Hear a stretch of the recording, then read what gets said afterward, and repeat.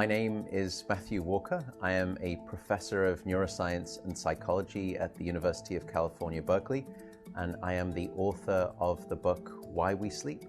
We certainly know that a lack of sleep will actually prevent your brain from being able to initially make new memories. So it's almost as though without sleep, the memory inbox of the brain shuts down and you can't commit new experiences to memory. So those new incoming informational emails are just bounced and you end up feeling as though you're amnesic. You can't essentially make and create those new memories. We also know that a lack of sleep will lead to an increased development of a toxic protein in the brain that is called beta amyloid, and that is associated with Alzheimer's disease, because it is during deep sleep at night when a sewage system within the brain actually kicks into high gear and it starts to wash away this toxic protein, beta amyloid. So if you're not getting enough sleep each and every night, more of that Alzheimer's related protein will build up. The more protein that builds up, the greater your risk of going on to develop dementia in later life. What are the effects of sleep deprivation on the body? Well, there are many different effects. Firstly, we know that sleep deprivation affects the reproductive system. We know that men who are sleeping just 5 to 6 hours a night have a level of testosterone which is that of someone 10 years their senior. So a lack of sleep will age you by almost a decade in terms of that aspect of virility and wellness. We also know that a lack of sleep impacts your immune system. So after just one night of 4 to 5 hours of sleep, there is a 70% reduction in critical anti-cancer fighting immune cells called natural killer cells.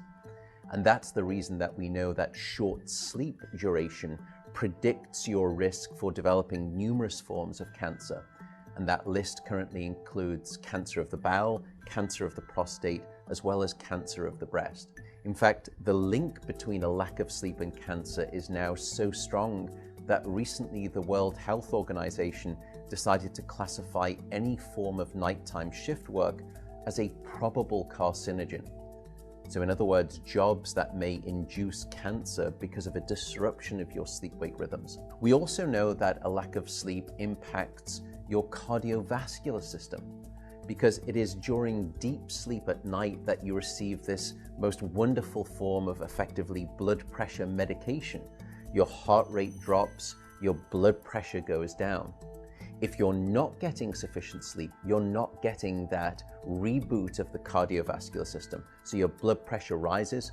You have, if you're getting 6 hours of sleep or less, a 200% increased risk of having a fatal heart attack or a stroke in your lifetime. There is a global experiment that is performed on 1.6 billion people twice a year, and it's called daylight savings time. And we know that in the spring, when we lose 1 hour of sleep, we see a subsequent 24% increase in heart attacks the following day. Another question perhaps is, what is the recycle rate of a human being? How long can we actually last without sleep before we start to see declines in your brain function or even impairments within your body? And the answer seems to be about 16 hours of wakefulness. Once you get past 16 hours of being awake, that's when we start to see mental deterioration and physiological deterioration in the body. We know that after you've been awake for 19 or 20 hours, your mental capacity is so impaired that you would be as deficient as someone who is legally drunk behind the wheel of a car. So if you were to ask me what is the recycle rate of a human being, it does seem to be about 16 hours, and we need about 8 hours of sleep to repair the damage of wakefulness. Wakefulness essentially is low-level brain damage.